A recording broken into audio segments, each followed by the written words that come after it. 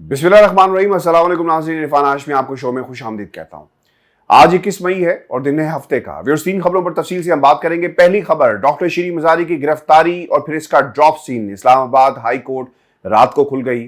अदालत के दरवाजे रात को क्यों खोले गए, इस पर तफसील से बात करेंगे। दूसरी अहम खबर, आसिफ अली जरदारी की मुलाकात हुई है शहबाज शरीफ से। लाहौर में क्या पैगाम दिया, नवाज शरीफ को आइंदा इंतखाबात के हवाले से ये भी प्रोग्राम में शामिल करेंगे। और आखिरी खबर आपको बताते चलें, आज फर्द जुर्म आयद होनी थी हमजा शहबाज पर और शहबाज शरीफ पर फर्द जुर्म आयद नहीं हुई। एक और दिन गुजर गया और शहबाज शरीफ साहब अगर सच्चे हैं, बार बार बरतानिया की नेशनल क्राइम एजेंसी का जो रेफरेंस देते हैं, अगर वाकई क्राइम एजेंसी की तहकीकात के नतीजे में इन्हें क्लीन चिट दी गई तो वो तहरीरी सबूत इनके पास ज़रूर मौजूद होंगे।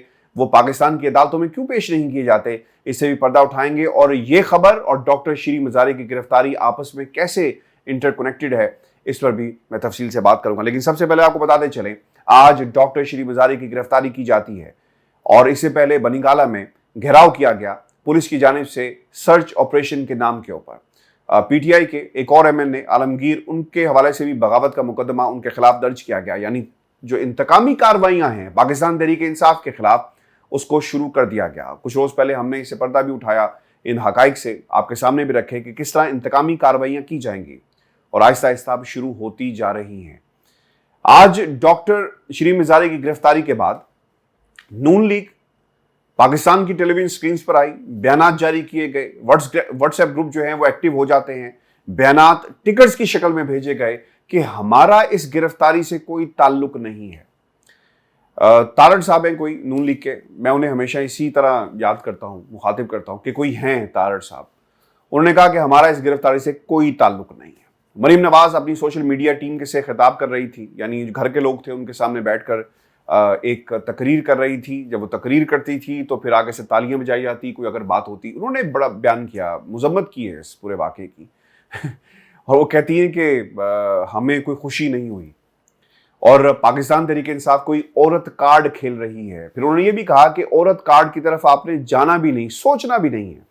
और फिर उन्होंने रेफरेंसेस दिए कि किस तरह जेल के अंदर जब मैं अपने वालिद को मिलने गई तो मुझे नैब ने गिरफ्तार कर लिया। मेरे चचा जान ने मुझे बुलाया कि नैब के लोग आपको गिरफ्तार करने आए। मैं वापस जाती हूँ, नवाज शरीफ से कहती हूँ, अपने कायद के पास गई और कहा कि आपकी बेटी को गिरफ्तार करने आए हैं, आपने घबराना नहीं, मैं नहीं घबरा रही, और हमने गिरफ्तारी दे दी। और फिर उन्होंने और भी रेफरेंसेस दिए कि औरत कार्ड को बार बार इस्तेमाल किया जाता है। काश आप जिस सोशल मीडिया टीम के सामने बैठी थी, जिस तरह औरत कार्ड आप लोगों ने इस्तेमाल किया और किस तरह किरदार कुशी की गई, ये आपकी सोशल मीडिया टीम बखूबी जानती है। ये सब कुछ हो रहा था पाकिस्तान के टेलीविजन स्क्रीन के ऊपर, पाकिस्तान के सियासी मंजरनामे के ऊपर। और व्यूअर्स, फिर आहिस्ता आहिस्ता इस पूरे वाक़े की मजम्मत शुरू कर दी गई और फिर हमजा शहबाज शरीफ साहब की एंट्री होती है।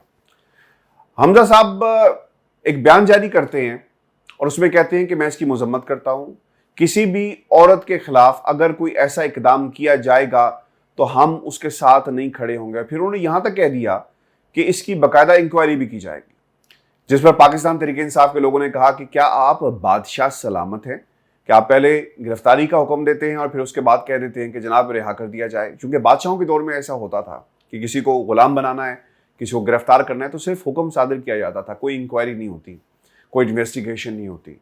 लेकिन ये पाकिस्तान है जहाँ पे जमहूरियत का बोलबाला, चले कागज़ों में हो, दिखावा ही सही, लेकिन इसके आप तमाम लोग ताबे हैं, उस कानून के ताबे हैं, उस आइन के ताबे हैं जिसके तहत आपने हलफ उठाया या बाज़ लोगों की ख्वाहिश है कि वो हलफ उठाएं।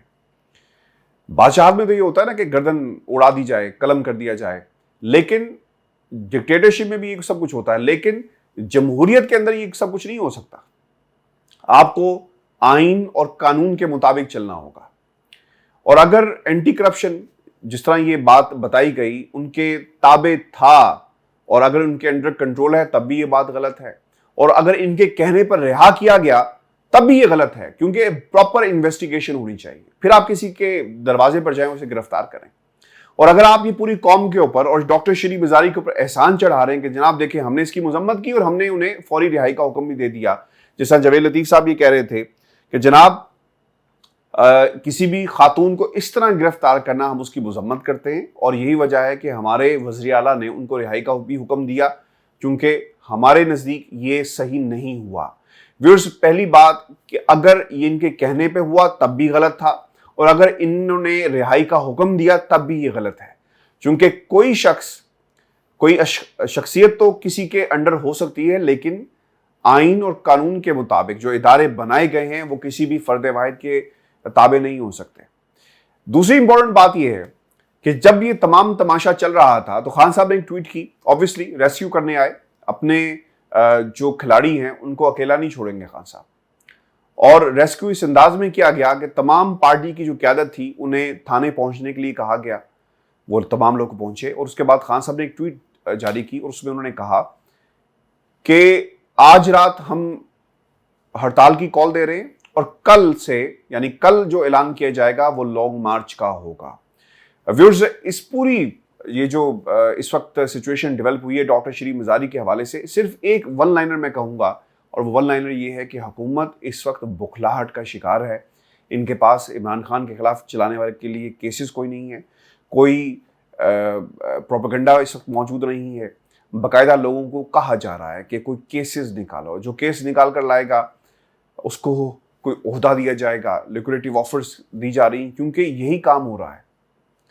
جب وفاداریاں نبھانے کی باری آتی ہے، جو لوگ ان کے ساتھ چلتے ہیں، جن لوگوں کو انہوں نے مختلف ڈپارٹمنٹس میں لگایا، وہ کس لیے لگایا؟ اس لیے لگایا کہ آپ لوگوں کے کیسز نکالیں، اور پچھلے 1.5 ماہ کے اندر عمران خان کے خلاف ایک بھی کیس نکالنے میں یہ حکومت بری طرح ناکام ہوئی، اور اسی لیے ان ہتھ کنڈوں پہ اتر آئی ہے۔ میں اس دن کا انتظار کروں گا جب حمزہ شہباز شریف، جس طرح انہوں نے کہا کہ اس کی انکوائری ہونی چاہیے، کیوں لوگ گئے، کس کے کہنے پر گئے، تو اس کا بھی جواب دینا ہوگا، چونکہ لوگ اگر چیزیں انسٹیٹیوشن، آئین اور قانون کے مطابق چل رہی ہو نا، تو وہ کسی کے کہنے پہ نہیں جائیں گے، یا کسی کے کہنے پہ گرفتاریاں یا کسی کے کہنے پہ رہائیاں نہیں ہوں گی، بلکہ ہر چیز اصول اور ضابطے کے مطابق ہوگی۔ اگر آپ کے پاس شواہد موجود ہیں تو کسی بھی شخص کو پابند سلاسل کر دیں، جیل میں پھینک دیں، لیکن ثبوت آپ کے پاس ہونے چاہیے۔ میرا یہ اختلاف پاکستان تحریک انصاف کی حکومت سے بھی رہا، اور میں ہمیشہ یہ بات کرتا رہا، سب سے بڑا میں کرٹک ہوں نیب کا، کہ جب یہ پلی بارگین ہو جاتی ہے، جس نے جو فرنٹ مین تھا چوری کرتا ہے کسی اور کے نام کے اوپر، پیسہ کچھ حصہ واپس کر دیا جاتا ہے، اس پیسے میں سے جو واپس کیا گیا نیب کے لوگوں کی کمیشنز لگ جاتی ہیں، ان کو بھی حصہ ملتا ہے، تو پھر ایسے قانون کا کیا فائدہ جب آپ لوگوں کو منطقی انجام تک، کیسز کو منطقی انجام تک نہیں پہنچاتے۔ یہی بنیادی وجہ ہے کہ جب شخصیات کے انڈر انسٹیٹیوشنز آ جائیں جو کہ نہیں آنے چاہیے، تو پھر ملک کے اندر مذاق اس طرح کا بن جاتا ہے۔ اب اسلام آباد ہائی کورٹ رات کو لگ گئی، اور اسلام آباد ہائی کورٹ کا رات کو لگنے کی بنیادی وجہ یہ بھی یاد رکھیے گا، کچھ عرصہ پہلے جب عمران خان صاحب پاکستان کی عدالتوں کے حوالے سے سوال اٹھا رہے تھے، ہم بھی اٹھا رہے تھے، اور پوچھ رہے تھے کہ عدالتیں رات کو کیوں لگیں، ایسی کون سی ایمرجنسی آ گئی کہ آپ کو رات کو عدالت کھولنا پڑی۔ تو اس وقت ایک کیس کے اندر جو ریلیف بھی ملا عمران خان صاحب کو، اور اس پر چیف جسٹس اسلام آباد ہائی کورٹ اطہر من اللہ نے یہ کہا تھا کہ آپ کو تو ہماری عدالتوں کے اوپر اعتبار ہی نہیں ہے، آپ پہلے جائیں اور پوچھ کر آئیں کہ کیا آپ کو ہماری عدالتوں پر اعتبار ہے۔ عدالتیں 24 گھنٹے کام کریں گی، اور عدالتیں جب چاہیں اپنا کام جو ہے، جب انہیں محسوس ہو کہ انصاف نہیں ہو رہا اور انہیں انٹروین کرنے کی ضرورت ہے تو وہ ضرور انٹروین کریں گی۔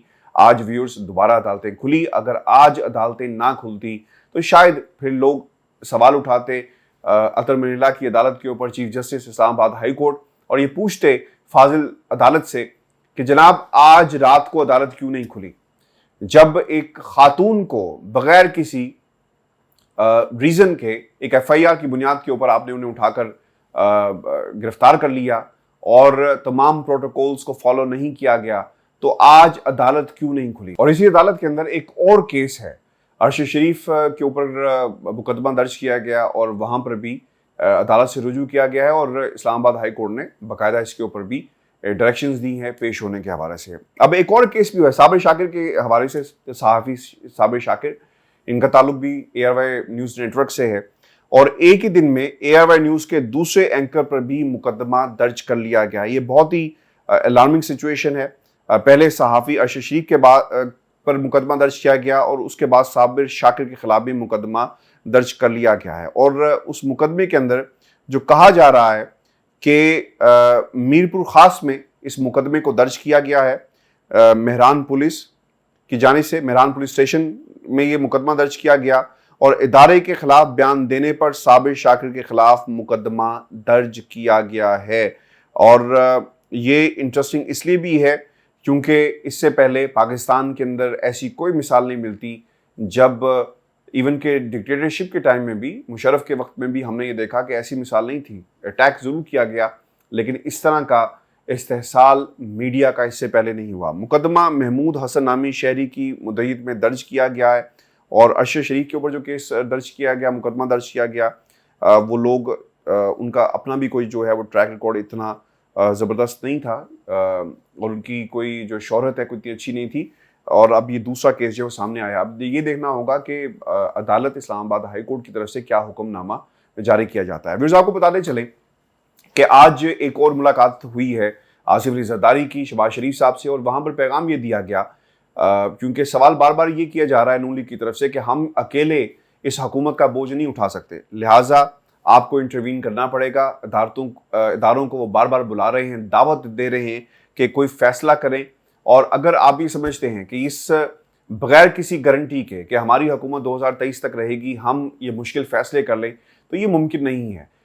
رانا ثناء اللہ صاحب آج بہت ہی زیادہ فور فرنٹ کے اوپر آ کر، فرنٹ فٹ پر آ کر وہ کھیل رہے تھے اور ان کی زبان میں ان کے الفاظ کا جو چناؤ تھا بہت ایگریشن پایا گیا. اور وہ بار بار یہ کہہ رہے تھے کہ ذمہ دار جتنے لوگ ہیں، جو ذمہ داروں سے وہ سوال کر رہے تھے، پاکستان کے طاقتور حلقوں سے سوال کر رہے تھے کہ وہ سنبھالیں، وہ دیکھیں، ہمارے سے پھر کوئی توقع نہ رکھیں اور ہم پاکستان کی عوام کی عدالت میں چلے جائیں گے.